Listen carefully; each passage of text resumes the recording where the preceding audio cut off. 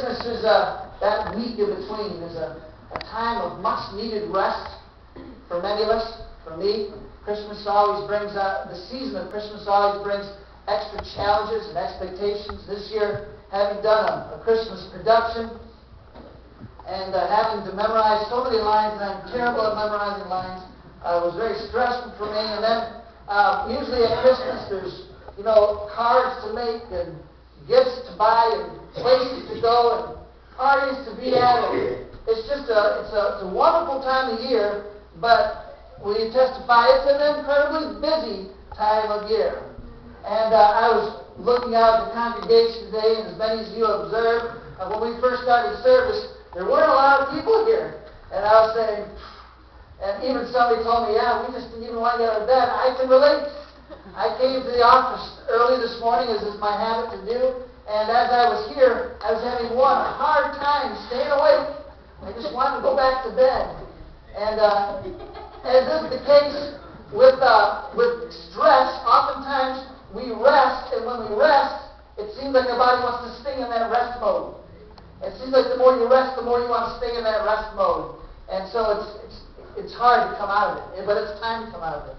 I took most of the week off this week. All of it until yesterday. I took off. I just spent time with my family. I spent time doing some reading, some extra prayer, and seeking the Lord, preparing myself for a new year. And I know, as much as anybody does, this is going to be one tough year. It's going to be good. It's going to be great, but it's not going to be easy. It's going to be very demanding. It's going to be a huge lesson and a walk of faith. We're going to have to trust the Lord for our time, for our energies, for our strength, for our safety, for our finances, and for many other things. One of the most difficult things for us to do as a church is to build a new facility and continue to do the ministry we've been doing all along. Because most of the time, most churches, us included, we're spending as much energy and effort as we can to do the ministry. And to add a building to that project is a huge addition to our time, and it's just tough. Consequently, most of the time, the work for the building is the thing that suffers the most, and if something has to, God forbid that it be the ministry, but let it be the work on the building. But we must try to do both. It needs to be our effort to put out 100%, 150% for a time until that building is built. And then when it's built, oh my Lord, is it going to be wonderful. Many of you remember our Thanksgiving banquets and all the efforts that we had to put into doing it. And we enjoy doing it, but it's a huge effort having to carry tables and chairs and all kinds of stuff back and forth. It took us 3 vehicles to run the stuff back, and about 4 or 5 people just carrying in the stuff and carrying it in and carrying it in, and then a couple hours afterwards and the next day cleaning up the messes. And our new facility, that won't be necessary. Somebody say hallelujah. All our kitchen facilities will be there. The refrigerators will be right there. The tables, hopefully we'll get them round ones that you just fold the legs up, roll them off into a rug. I mean, everything will be there. Cleanup won't be a huge ordeal. Setup won't be well, this year what they did was, Alicia and the crew that helped her out, they came in to the seniors building, midnight? They went over there at midnight and for an hour or more set up the building because that's the soonest they could get it, but didn't want to have all that stress of setting up on Sunday morning when we really need to be focused on church and the Lord. So they did it late Sunday, Saturday, or early Sunday morning after midnight. In our new church, you won't have to do that. Somebody say hallelujah. It's going to be good. But that's just some of the areas that we're excited about. We're excited about having a facility with an adequate educational space. We're excited about having a facility that will have room for banquets and meetings and for activities. A place where a sanctuary that's dedicated for sanctuary purposes that won't have a hallway going through it to get from one part of the building to the other. And it's going to be glorious and good, and God's blessed us. And I know in my heart, I believe I know what God is doing. Because some people are wondering, why are we building a church when there's still so much room left in the pews? How many of you have ever been to my Sunday school class? Enough said. Sometimes we put 20, 25 people in my office trying to have Sunday school, and it gets hot and it gets cramped, but I like it. Actually, I'm going to miss that, actually, when we get into our new facility. But we'll have better places to meet, more rooms and bigger rooms to meet and to have discipleship and minister one to another and be ministered to. So it's all good. But the building is only one aspect of what's going to happen next year.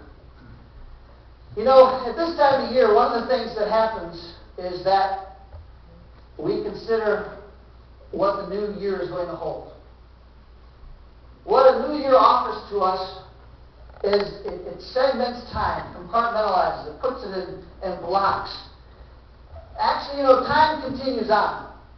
Life doesn't know what day it is, whether it's Sunday or Saturday, or whether it's January 1st or December 31st. Each day is another day. The animals in the world aren't thinking about it. It's just another day. Life continues on and moves on. But by us having a calendar and having a change of years, it gives us the opportunity to stop and evaluate the segment of time that just passed and to consider the one coming up and how we might live it, what changes we might make, what resolutions we might offer. And I found a cute little thing about resolutions on the internet. So, Rob, hit the video.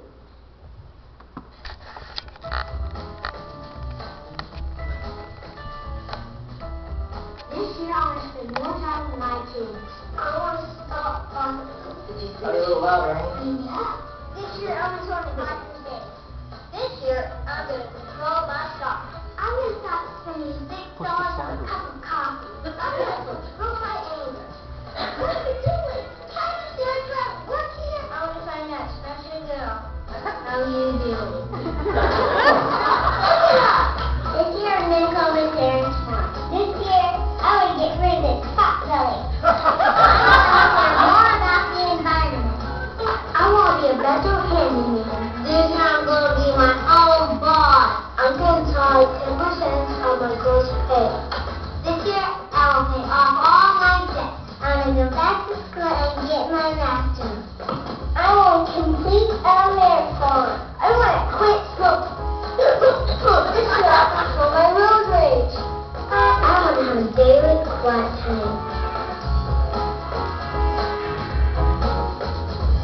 Okay, maybe a monthly quiet time.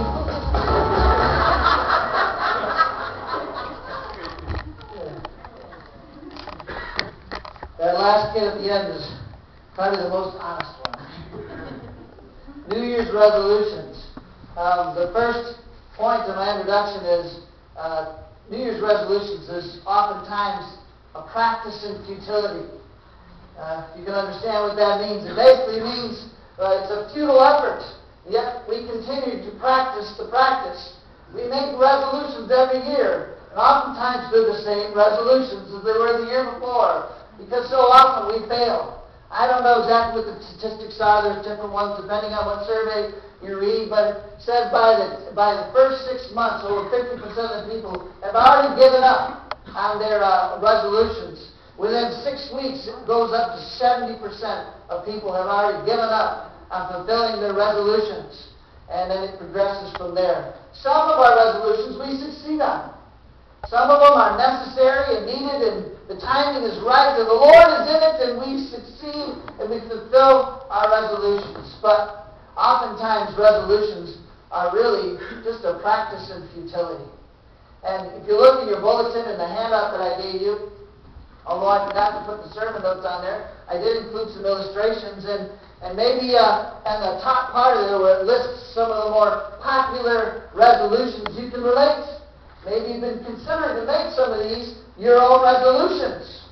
Obviously, what are some of the, probably, what would you expect to be the top ones? Anybody? Lose weight. How many of you have made that resolution more than once? Yeah. Some of you won't be too honest. That's okay. You don't have to be. But I'll admit it. How many times have I said that one, you know? I've gotten to the point where I forget it. I'm just going to get fat. I'm just going to admit it. No, I'm just kidding. But at the same time, losing weight because it's the new year doesn't seem to work for me. It seems though that this occasion